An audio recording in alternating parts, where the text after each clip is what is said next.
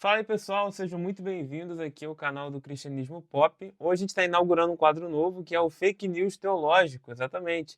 A gente vai olhar aqui algumas coisas que a gente pensa que é verdade, mas não é. E no caso de hoje, será que a tristeza pula de alegria diante da presença de Deus? É muito comum a gente ouvir isso na igreja. O pessoal fala que diante da presença de Deus a tristeza salta de alegria, porque Deus nos enche de alegria e até a tristeza fica pulando de alegria também. Só que meio que isso aí não está muito certo, como a gente vai ver aqui no texto bíblico, tá? Então vem comigo, pega a sua Bíblia, que a gente vai aprender bastante aqui hoje.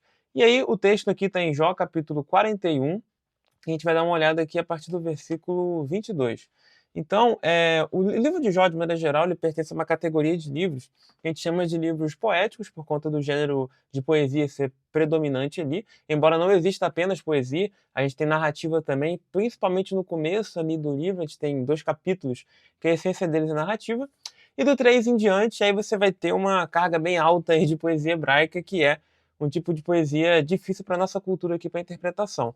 Mas, de maneira geral, o livro de Jó, ele trabalha muito a ideia da justiça de Deus, porque Jó está sofrendo e Jó ele tem uma linha de raciocínio que se pauta no princípio da retribuição, que é muito comum na sabedoria judaica, né? Se eu temo a Deus, eu necessariamente vou ser abençoado, mas não é bem assim, tá? Por mais que esse princípio vale na vida como um todo, a gente que teme a Deus, a gente vai lá no final da vida, pela graça de Deus, conseguir a vida eterna. No decorrer da vida a gente passa por problemas, tá? E aí meio que esse raciocínio de Jó ele é quebrado, tanto de Jó, tanto dos amigos dele, que também tem erros ali.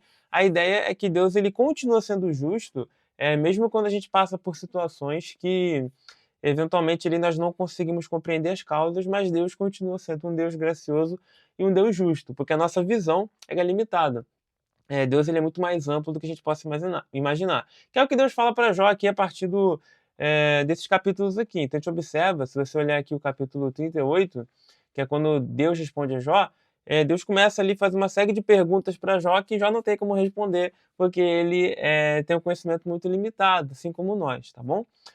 Meio que Deus está colocando Jó no lugar dele. E no capítulo 41 que vem esse texto aí que a gente costuma falar na igreja, né? O versículo 22, que diante da presença de Deus, ó, no seu pescoço pousa a força e perante ele até a tristeza salta de prazer. Então realmente parece que é verdade, porque olha aqui, no seu pescoço pousa a força e perante ele até a tristeza salta de prazer. Se até a tristeza salta de prazer, então porque na presença de Deus é algo maravilhoso. Óbvio que isso aqui é um texto metafórico. O que que é uma metáfora? A metáfora ela é uma comparação que você não usa ali os conectores da comparação. Eu posso dizer, fulano é como um leão. Quer dizer que a pessoa é tão forte como um leão, é mais ou menos essa a ideia. E quando eu digo fulano é um leão, não é que fulano é um leão literalmente, mas é como se ele fosse. Mas eu não usei aqui os conectores, como, por exemplo, que é uma palavra que a gente usa para representar uma comparação. Então, nesse caso, a gente chama essa figura de linguagem de metáfora. E o que acontece? No caso aqui, parece que a gente consegue observar que a alegria é tão grande diante da presença de Deus, né, que até a tristeza salta de prazer. Mas a gente tem que saber quem é o ele, né? Porque o texto fala que perante ele a tristeza salta de prazer. Então a gente tem que saber quem é esse ele aqui. E esse ele não é Deus, na verdade. Na verdade, aqui o texto cita uma criatura mitológica chamada Leviatã. Existe uma série de outras interpretações que entendem o Leviatã como um crocodilo, como o próprio texto aqui sugere, mas é meio complicado chamar o Leviatã de crocodilo, porque se você ler o texto aqui por completo, vai ver que o Leviatã ele cospe fogo, né? E o crocodilo ele não cospe fogo. Então não faz muito sentido isso.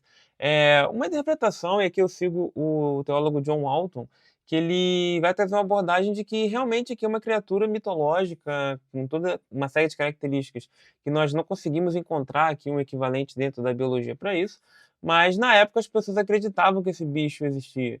Então meio que Deus representa, usa esse bicho aqui como um símbolo de algo que a humanidade não consiga controlar, quase que um símbolo do próprio mal aqui, e meio que Deus deixando bem claro que só ele põe ordem nisso aí, né? Só ele consegue controlar o Leviatã. Só Deus domina o caos. Né? Isso é bem interessante. Nós não conseguimos ter força diante do caos, mas Deus, ele consegue, ele dentro do seu poder, dentro da sua graça, conseguir aí, dominar o caos com a sua própria força.